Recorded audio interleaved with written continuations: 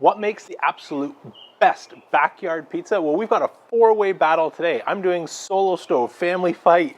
We've got the solo stove pie versus the fire pie, going head to head against my Kamado Joe with the DoJoe accessory against the granddaddy, my LaPiazza Piccolo wood-fired oven. So we're gonna do 4 pizzas in a bracketing system to find out which is absolutely the best backyard pizza. So unfortunately, my microphone battery died midway through the session, and so I lost audio for a whole bunch of clips. So I'm going to kind of re-narrate the head-to-head battle and supplement it with the video that I took during each of the head-to-head. I wish it would give you an alarm, but it doesn't. It just turns off and you find out you have video with no audio. But to set up today's cook, I've already used a bracketing system from previous head-to-heads. I've done my solo stove pie versus the oven in gas mode and didn't find that cooking in gas, it provided any appreciable benefit versus what you can do in the oven. So we're not even gonna bother with gas mode. Where I did see a benefit is jumping to fire, in particular starting with some charcoal and then adding wood splits once it's up to temperature heat soaked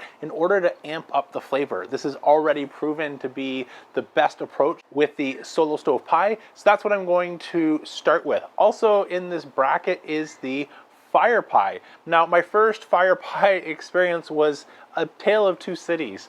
It went well in the sense that we were able to achieve a high temperature. What I learned very quickly is adding wood splits in close proximity to when I want to cook in order to get the flames up that you need to broil the top can come at the cost of adding some bad smoke, and that pizza took on a color I wasn't really happy with. So I'm slotting these two March Madness style near the bottom of our list. They're gonna go head to head first. Next up, I'm gonna put the DoJoe accessory against the winner of whoever comes out on top between the solo stove fire pie as well as the solo stove pie. And then the winner of that will go head to head against my pizza oven. I've already done a couple head to heads with the pizza oven and it's won every single time. So it's starting in the #1 seed and it's gonna have to face the up and comer to see who's actually the best backyard pizza. In terms of modifying my approach, I've tried a couple things with the DoJoe before, and what I did last time, trying to get it a little bit closer to my wood-fired pizza oven, is actually cook with wood splits. And while they were burning nice and clean, it looked like, to me at least, the pizza was inedible. It was absolutely disgusting because it came out just tasting like creosote and dough mixed together. And so this time I'm gonna put one wood chunk in the bottom mash drawer, wait for it to catch about 10 minutes before cooking, and hope that this clean burning smoke that goes up through our charcoal basket is going to purify that smoke and help give us a little bit of wood flavor without any of that really awful experience for last time. So now that you know a little bit about the ovens that we're going to be using for today's head-to-head, let me just put a quick chapter. If you've seen it, you can by all means skip it, but this is Vito's dough recipe. It's only a minute and shows how this comes together a day in advance. And I'll also put in the description sort of my modifications for a half-size recipe, since I wanted only about 5 dough balls versus the 10 that his measurements provide. So I'll rejoin you after that chapter. If you've seen it, just skip it and fill you in on the details. Non più tra I farfalloni amoroso, notte e giorno di torno girano, delle belle turbando al riposo, Narcisetto a dolcino d'amor. Delle belle turbando al riposo, Narcisetto a dolcino d'amor. Non più avrai questi bei panacchini, quel cappello leggero galante, quella chioma, quell'aria brillante, quel vermiglio d'onesco color, quel vermiglio d'onesco color. Non più avrai quei panacchini, quel cappello. Start by cleaning out our oven. Let's build our fire. Looks good. We've got the charcoal right under those splits. Let's get our grill blazer grill gun. Fire it up. Install our door. Make sure our vent is all the way open. Let that come up to temperature. Let's go fire up the Big Joe. So unlike last time where I tried competing directly against my pizza oven using wood splits and got way too much smoke since we weren't venting air, I'm going to try something different using wood in the ash drawer a little bit later on. But for now, I just want to get a great bed of charcoal going and get our temperature up to about 400, 450 degrees, and then we'll install the DoJoe. So let's add some coal, grab our Grill Blazer grill gun, fire it up. Looks good. Bottom vent's open and top vent's all the way open. Let's go fire up our Solo Stove. So this is the Solo Stove 2.0, which has this removable ash collector. I will say, since I've done my review, I've noticed that my fire grate has started to warp. I don't know if you can see that, but it's recessed down in there, starting to get fairly deformed. So even though that is convenient for cleaning out, not sure that this is holding up all that great, but it does work for this, being able to remove our ash. Take it fast forward while I clean this out. And to help get up to temperature quickly, I'm using some grocery store kiln dried wood, as this will catch really quick, get us a nice hot coal bed that we can switch to some hardwood for pizza. Grab our Grill Blazer grill gun, fire it up. Drop in our stainless steel ring, pizza insert, which is, I discovered last time, you want to use versus your bonfire cooking hub, as that extra height was needed in order to help make sure we're getting nice clean smoke. So we're just going to let this come up to temperature, burn all this wood down to a coal bed, change our wood source. So this will be ready in about 40 minutes. Let's go get our Solo Stove pie up to temperature. So while we will switch to wood, starting with charcoal just makes it that much easier to get up to temperature. So let's add our charcoal, fire that up.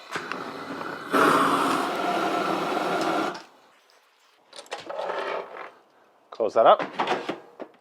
So while our Solo Stove pie is coming up to temperature, it's the perfect time to switch to my cooking wood. I like to use an actual cooking wood. This comes guaranteed to be free of any pesticides. And so once we've got our Solo Stove heat soaked and up to temperature, I want to give this time to burn. And the mistake that I made last time is adding some wood. The flames were absolutely rocking and I had an amazing temperature on the stone, but the wood was just starting to combust and it put off some soot and gave me a dark colored pizza. I don't want that. So while we're waiting for the pie to come up to temperature, it's the perfect time to get our cookwood in, let the flames soar, and then it's actually on the down curve that we will add our pizzas. Okay, let's check on our LaPiazza Wood Oven. So we now have a great coal bed to work with. So I'm just going to add a couple more splits while we're doing our first battle, just to make sure that we don't lose our coal bed and have to fight to get that back. But for now, I'm going to add a little bit more wood, install our door back, and then start to adjust our damper to about 30% closed. That's going to help just trap some more heat in there and really accelerate the heat soak process. Okay, our Big Joe is up to temperature. So what I'm going to do now, little trick, just knock down our coals, and I'm going to add just a touch more fresh charcoal to help make sure we have enough power to get up for those high temperatures. Sometimes people mention they can't get up to temperature. It's either they don't have enough coal or they burn through it all in this first sort of ignition phase. The second reason why that happens, I'll explain in a second. Let's just get our DoJoe on so it can start to heat soak. Close our dome, looks good.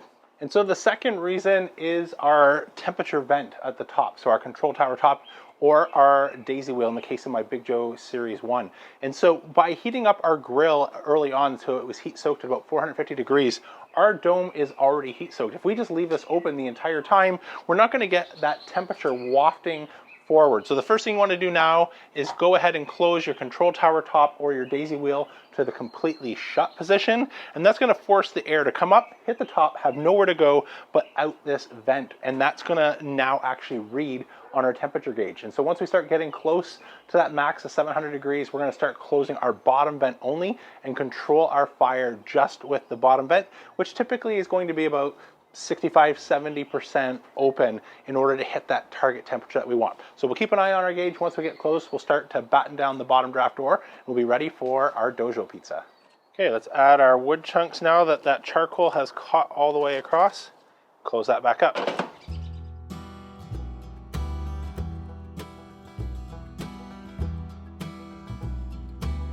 In we go.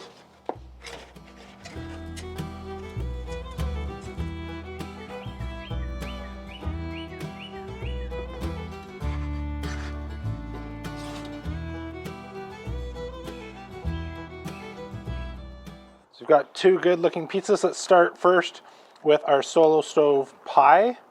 This is our fire pie. Let's take a look at our cell structure. Looks a little bit undercooked to me here in the middle. And we didn't quite get the surface temperature on the bottom that I like, even though the top really couldn't take much more. Otherwise we were starting to get some charring and teacupping of our pepperonis. Let's take a look at our fire pie now. So light and fluffy in the crust. That definitely looks better cooked. Bottom is not crazy leopard print or at all, but it does look slightly better and it feels slightly firmer. So I definitely think I'll give the advantage on crust doneness, even though we've got definitely room for improvement compared to some of the other ones we're going to do. But let's dig in for our taste test. So let's start with our solo stove pie and then fire pie. Dive in, see how we did. Tastes like it looks a little bit undercooked on the bottom. Not raw like I thought it was, but definitely not sort of the crust that we're after. Let's move into our fire pie. And oh, by the way, in terms of flavor, that's in terms of, you know, compared to wood oven and other things that I've tested, a little bit light on wood flavor. Let's see if we got a little bit more from our fire pit with our fire pie. Much better. So now that we let our flames die down a little bit and didn't add our pizza right away when we had fresh wood combusting, I'm not getting that terrible smoked experience that I did the first time I tried the fire pie. And side by side, this has a world more of flavor. Not only were we able to hit a higher surface temperature in the stone by about another 100 degrees, I just think this has that sweet aroma that you get from wood burning cleanly that is just too difficult to get enough of a hot fire going in the fire pie. So I'm going to give round one to the fire pie. Let's put fire pie against the DoJoe now. So for round two, I'm going to add a little bit more wood to the fire pie to help bring up that temperature. This oven has a really small operating window where once we add wood, we get too much flame that puts off that black smoke and creosote, and you have to wait till it to die down. But there's a really fine line of it dying down and having enough temperature to help broil our top versus too much temperature and getting really bad smoke. And by the time you're done your one pizza, your coal bed is sort of down to nice glowing embers, but this is not hot enough to cook a second pizza, and so you have to repeat the process every single time that we want to do a pizza. So it's good for about one pizza. Maybe if you move really quick, you can knock out two back to back, but that's about it. So I've added some more wood to our fire pie. I've added a fresh piece of wood into the ash basket and waited for that to catch, and I'm up to a temperature of about 700 degrees on the dome and 600-700 degrees on the stone temperature. So both have a very similar stone temperature. So we made our two pizzas. I'll show you fast forward here the assembly process of our two pizzas, but just taking them out of the package, covering them so they don't dry out, push the air bubbles to the edge, and then use your hand to stretch and flip the pizzas. And once you've got what looks like pizza dough, we can add the rest of our ingredients. I'm using the same fairly basic ingredients for all of our pizzas. So we're gonna go down with some pizza sauce, some fresh mozzarella, some basil, some soppressata, like some spicy pepperoni, just to really test the teacup abilities of each oven, and then a little bit of olive oil to finish it off. So now we've got our pizzas ready to go. Let's get into battle round number two. Starting with the fire pie, let's add our pizza there. And then right behind that, we'll add our pizza into our DoJoe. These two ovens are pretty similar in time and temperature, so they're about 2 minutes or so to turn out a pizza. So we've got our fire pie pizza as well as our DoJoe pizza.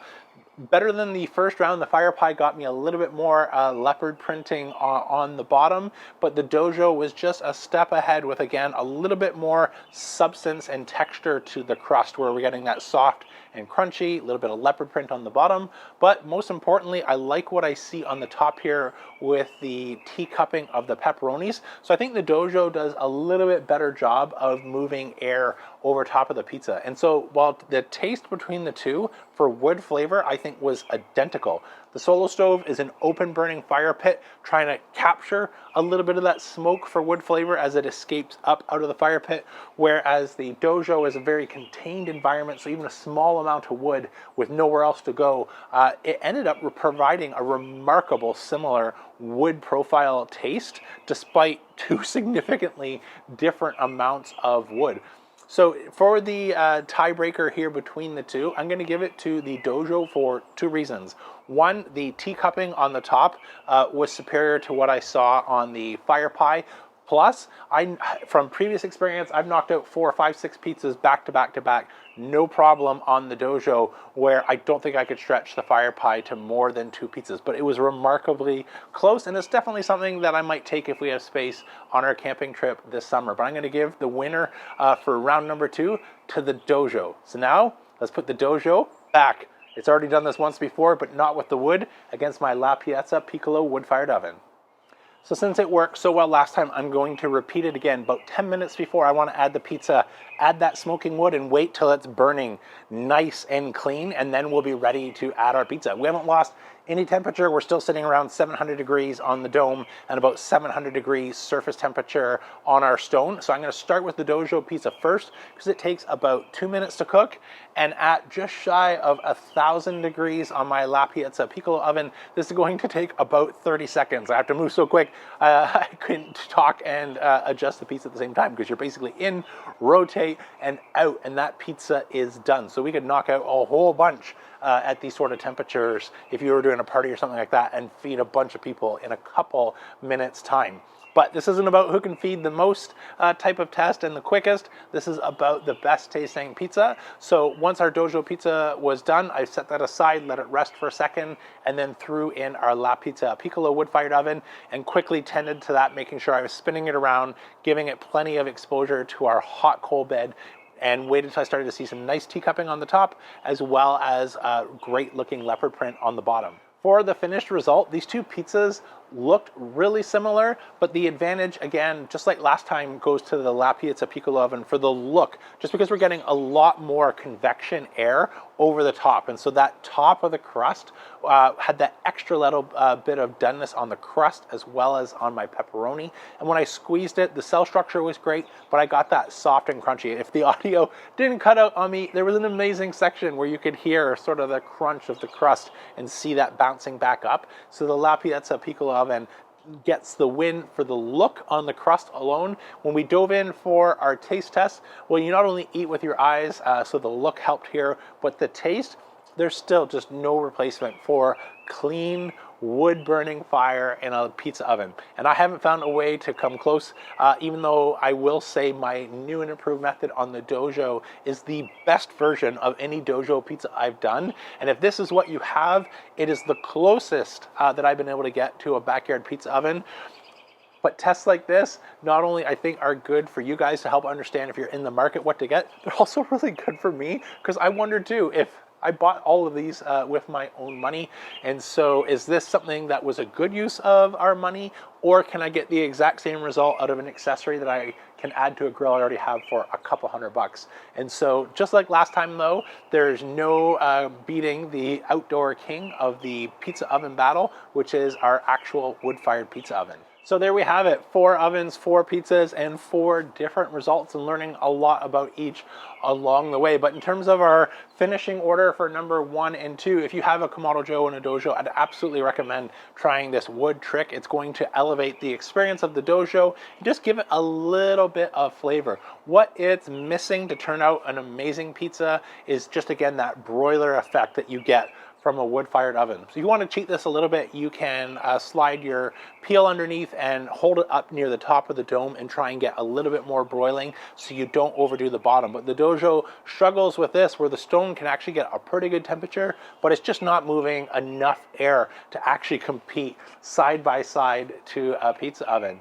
If you're looking in the market for a pizza oven, one of the reasons that I got this is not just to be a wood-fired pizza oven, but to be an outdoor oven that's fueled by wood, and I can do many other things. I've done sausage and brie, which is amazing, a shrimp curry. I've done low and slow cooks like a pulled pork in it, and you name it, everything in between, including steaks. And so if you want to add a bit of a different flavor profile, if you already have something like a charcoal grill or a Kamado Joe, the wood-fired oven benefit alone for me is where I would go. So if you happen to find yourself in the market, no pressure, but I'll put a save 25% link on the upgrades. I got these tools that I was using on a couple of the ovens, and they're about 30% off if you use my link and code down below. That's it for today though. I'm James from Soak and Dad Barbecue signing off. Remember, don't be afraid to fire it up.